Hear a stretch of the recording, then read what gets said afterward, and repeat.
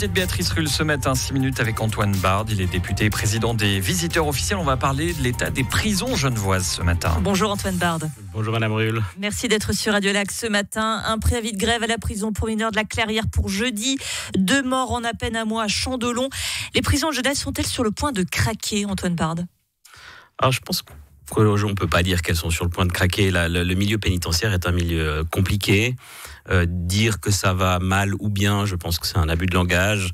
C'est quelque chose qui est tout le temps en mouvement. Aujourd'hui, si on parle, je dirais, de surpopulation, on est loin des chiffres que l'on avait il y a quelques années en arrière. Est-ce qu'on peut se contenter quand même des chiffres de surpopulation qu'on a actuellement ? On pense à Chandelon. Non, Chandelon est aujourd'hui à peu près à 130% tout va bien. Par rapport à d'autres années, c'est presque... 130%, non, c'est gigantesque. On est à Genève. Ça reste un problème, ça reste quelque chose que l'on doit aborder. Le Parlement a refusé quand même un projet de loi qui permettait de construire la prison des Dardanelles.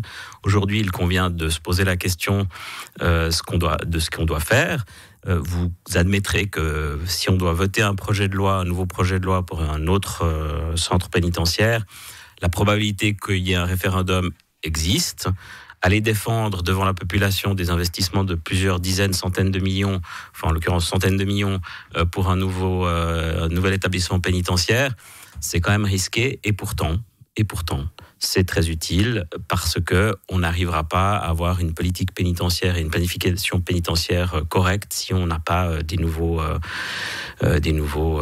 centres pénitentiaires. D'autres vous dire, est-ce que toutes les personnes qui sont incarcérées doivent l'être ou ne peuvent pas être peut-être à l'extérieur, mais sous contrôle judiciaire, comme on dit ?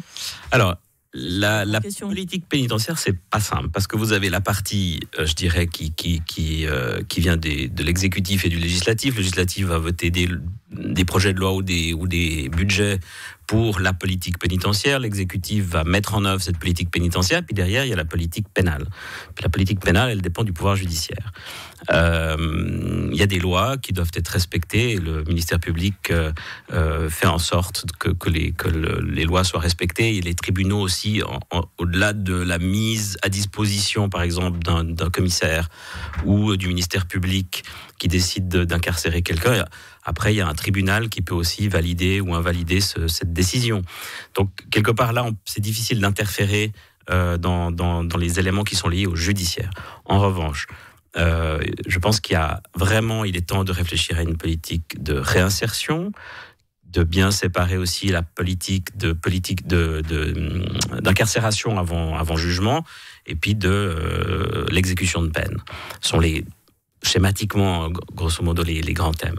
Donc on le voit quand même, des prisons bien remplies, ça c'est du côté carcéral même, mais on a donc ce préavis de grève jeudi à la Clairière, c'est de la part des éducateurs. On va préciser que c'est une précision pour mineurs. Hein. Ils ne veulent pas d'un allongement de leur horaire, un personnel qui serait épuisé avec un fort taux d'absentéisme, nous précisent les syndicats.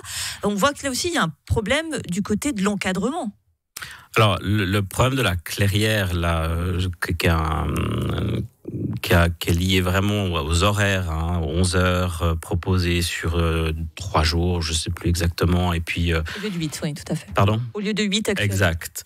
Alors bon, de ce que j'ai lu, ils disent que dans les faits, c'est déjà 11 aujourd'hui. Il ne m'appartient pas à moi de juger, si vous voulez, ce que décide l'exécutif. Ce que je veux dire, c'est qu'il y a aussi un malaise dans les encadrements. En termes de ce qui est le rôle de la commission des visiteurs officiels, c'est-à-dire se préoccuper des conditions de détention et donc, par extension, des conditions de travail des collaborateurs du pénitentiaire, oui, là, il y a probablement un souci. Est-ce que c'est un manque de moyens ou est-ce que c'est un manque de personnes formées ? Je pense que c'est probablement un peu des deux.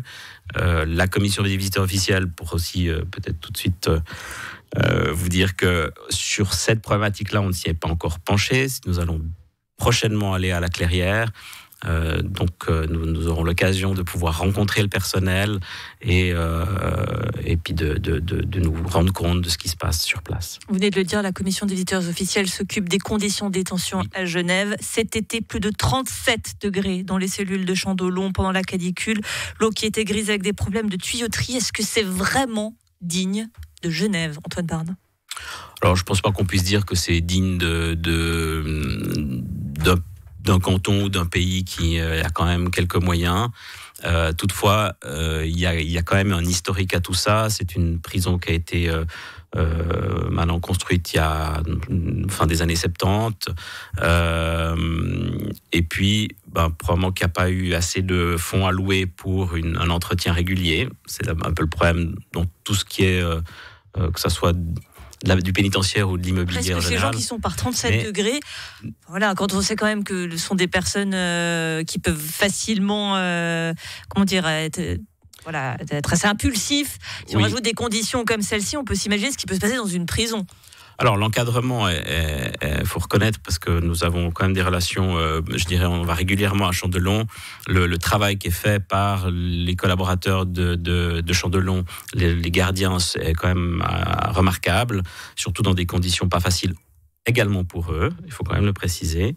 Il y a quelque chose qu'il faut faire dans cette prison. On peut pas intervenir maintenant dans le sens que c'est pas des investissements qui sont cohérents. Aujourd'hui, il y a eu la possibilité de voter un projet de loi pour une nouvelle prison. Si nous nous penchons de la prison à côté, qui est la Brenna, ces problèmes, nous sommes allés sur place, ces problèmes n'existent pas. Donc on l'a bien compris que ça passera par le retour de ce sujet-là. On a bien compris ce que vous vouliez nous dire. Député PLR, on va le préciser, président des visiteurs officiels, Antoine Bard. Merci beaucoup d'avoir été sur Radio Lac. Merci à vous.